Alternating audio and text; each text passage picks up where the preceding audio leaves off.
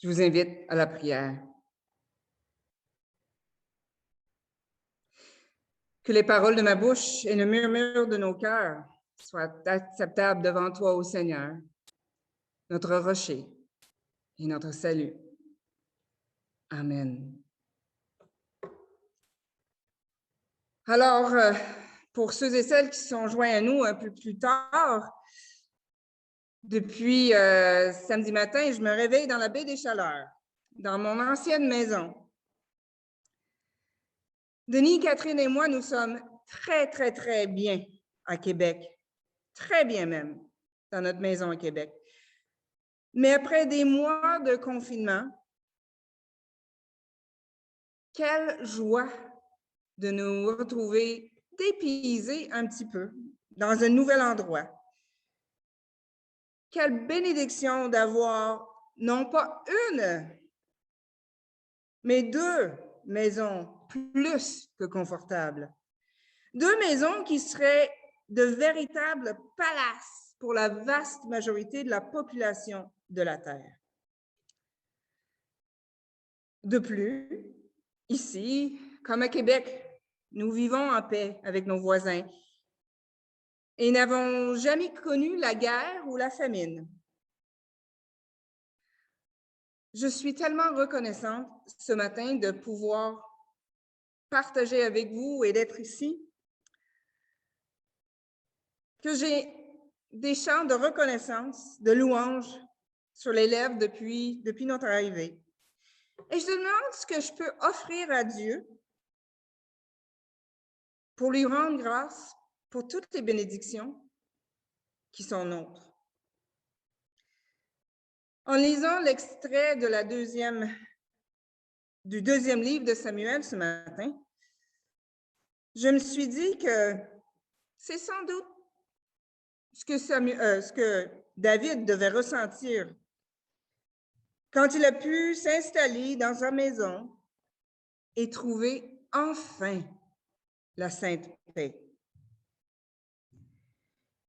Il devait se sentir particulièrement béni. Il n'était qu'un simple berger. Dieu a fait de lui un roi, d'une grande renommée. David sait, et le prophète Nathan le confirme, que Dieu a été avec lui partout où il a été. Et David veut faire quelque chose de grand pour bénir Dieu qui lui accorde tant de bénédictions. Alors il pense, mais Dieu m'a donné une maison, il serait juste et bon que le Seigneur ait une maison, un temple, n'est-ce pas?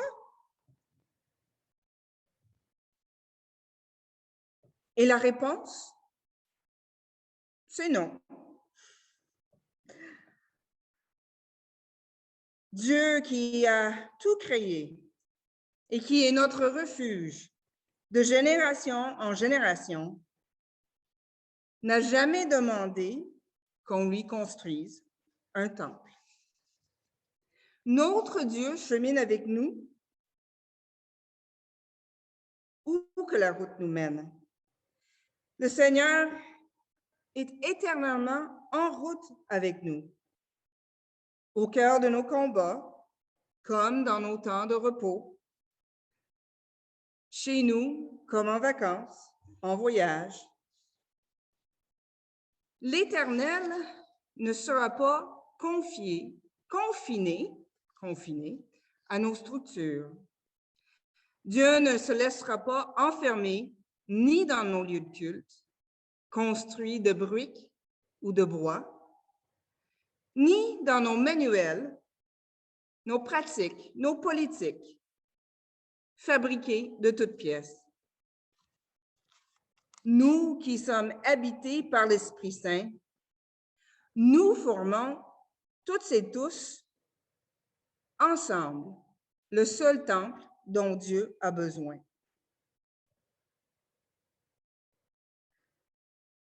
Nous sommes le peuple qui constitue l'Église. L'Église qui est appelée à célébrer la présence de Dieu, à aimer et à servir les autres, à rechercher la justice et à résister au mal. Pourtant, même si Dieu n'a pas besoin d'un temple, nous, son peuple, nous en avons besoin, n'est-ce pas? J'ai beau apprécier tout ce que la technologie et que Zoom nous permet depuis des mois et des mois. Et c'est vrai que sans Zoom, nos liens, ce serait un peu plus relâché au fil des mois si on n'avait pas cette technologie ou si la pandémie avait eu lieu il y a quelques années seulement.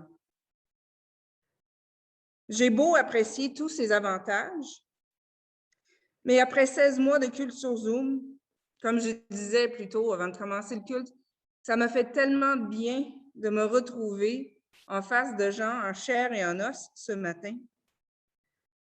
Et nous, à Québec, ça nous a fait tellement de bien de nous retrouver ensemble dehors au début du mois de juillet pour notre pique-nique.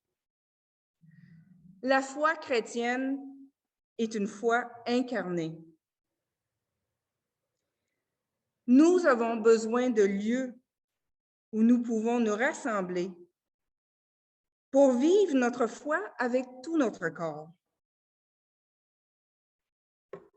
Une tente, ça suffisait peut-être dans le désert du Sinaï entre l'Égypte et Jérusalem. Mais c'est moins ça, rassembler du monde au Québec, surtout en hiver.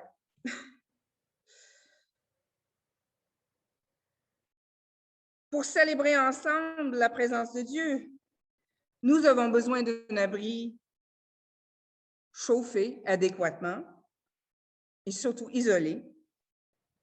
Oui, on peut louer Dieu n'importe où, mais quelqu'un qui magasine une communauté de foi trouverait sans doute un culte dans une maison privée un peu intimidant. Et un culte dans un centre communautaire ou un centre d'achat, pas tellement inspirant comme ambiance. Et ça me fait penser à l'un des derniers cultes que nous avons célébré à Saint-Pierre, plutôt que d'être en haut dans l'église, qui est trop grand pour notre communauté. Quand c'est le 5e dimanche du mois, on avait l'habitude de se retrouver au sous-sol dans un petit salon et de faire le culte assis dans un cercle sur les fauteuils et les divans. Et la dernière fois, je pense, il y avait des gens qui arrivaient pour la première fois, ils ont vu qu'on faisait ça dans le sous-sol, puis ils sont partis. Et il me semble que Jean-Philippe aussi, l'une des premières fois qu'il est venu au culte, me semble, il est venu, puis tu sais, ça peut être intimidant pour quelqu'un. Alors, on a besoin de lieux qui permettent de l'intimité, mais aussi des distances. Nous avons besoin de temples, de lieux de rassemblement et de ressourcement, d'inspiration et d'exhortation. Et pas uniquement pour rendre un culte à Dieu.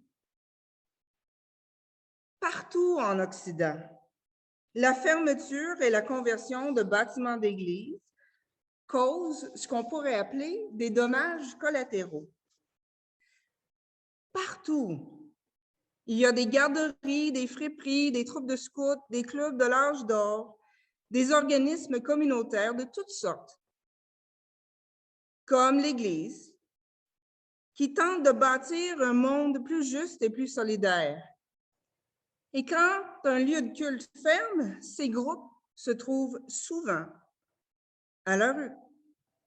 C'est certainement le cas ici en Gaspésie, c'est le cas ailleurs au Québec. Les petits lieux de culte de l'Église unie servaient à beaucoup de fins. Et souvent, ces lieux ne sont pas remplacés par autre chose. Nous avons besoin de temples parce que nous avons besoin de rencontres. de lieux où on peut se retrouver, tisser des liens et s'entraider. Et comme notre Dieu est un Dieu de rencontres, de relations, Dieu ne refusera certainement pas ce dont on a vraiment besoin.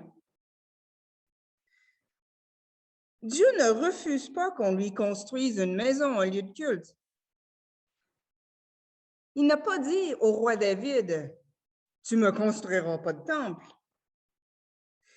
C'est juste que la construction de l'édifice, ce n'était pas la première de ses priorités. Ce qui était plus important que le temple lui-même, c'était les gens qui allaient se rassembler pour rencontrer Dieu. Notre Dieu est un Dieu de relations et c'est Dieu qui prend l'initiative de la rencontre, de la proximité. Aujourd'hui, Dieu affirme que c'est lui qui donnera une maison à David et non l'inverse. Et Dieu lui donnera plus qu'une maison de bois. En fait, Dieu lui donnera une maison, une maisonnée tissée de liens d'amour. Dieu lui donnera une descendance, une famille. Ce que Dieu désire, c'est d'être un père pour la descendance de David. Dieu a donné à David, sa descendance, une place dans l'histoire du salut, l'histoire de l'amour entre Dieu et son peuple. C'est ce que Dieu nous offre de plus précieux, à chacun et à chacune de nous, une place parmi ses enfants, une place dans l'histoire d'amour entre Dieu et son monde. Ce monde, Dieu l'a tant aimé que Dieu n'en pouvait plus d'être séparé de nous. Et Dieu est venu planter sa tente parmi nous. En Jésus-Christ, Dieu est avec nous dans nos luttes comme dans nos temps de repos. Le Christ nous unit comme les membres d'une même famille humaine. Et c'est grâce au Christ que les uns les autres, nous sommes unis les uns les unes aux autres dans une seule et même famille par l'Esprit. Aussi, nous sommes de la famille de Dieu. Le Saint-Esprit demeure en nous et le Seigneur demeure en nous. Dieu nous a donné une famille. Nous ne sommes pas seuls, même si nous sommes veufs, veuves, célibataires, orphelins ou enfants uniques. Bien avant la pandémie, on parlait de la solitude et l'isolement comme un fléau dans nos sociétés occidentales. Alors que nous commençons à renouer avec nos proches, n'oublions pas que Dieu souhaite que nous tissions des liens avec des gens qui ne sont pas de notre clan, de notre culture, de notre sang. En fait, c'est ce qu'on trouve dans l'extrait de l'Éphésien qui a été utilisé comme appel à l'adoration au début du culte. Et n'oublions pas que Dieu nous appelle à vivre ensemble en réponse à sa générosité à notre égard. Dieu nous appelle à célébrer sa présence, oui, dans un lieu de culte, mais à aimer et servir les autres, à rechercher la justice, à vivre avec respect dans la création.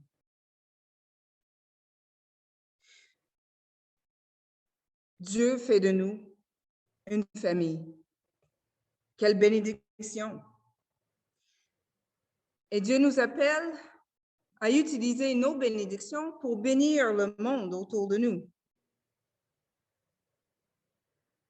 Notre famille tissée de liens d'amour et de solidarité fraternelle, voilà ce que nous avons de plus précieux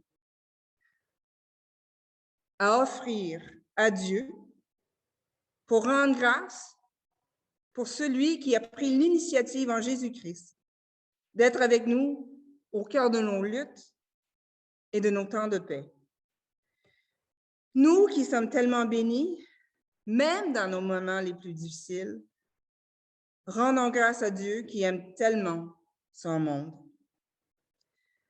Faisons tout nos possibles pour offrir à Dieu ce que nous avons de plus précieux et la seule chose que Dieu demande de nous. Une seule famille universelle où chacune a sa place. Rendons grâce à Dieu pour tous ses bienfaits. Rendons gloire à Dieu par notre famille. Cette famille liée par les liens de l'amour fraternel, de la sollicitude. Une famille tricotée serrée, de sorte que personne ne soit exclu de la vie abondante qui est nôtre en Jésus-Christ et par la grâce de Dieu. Amen.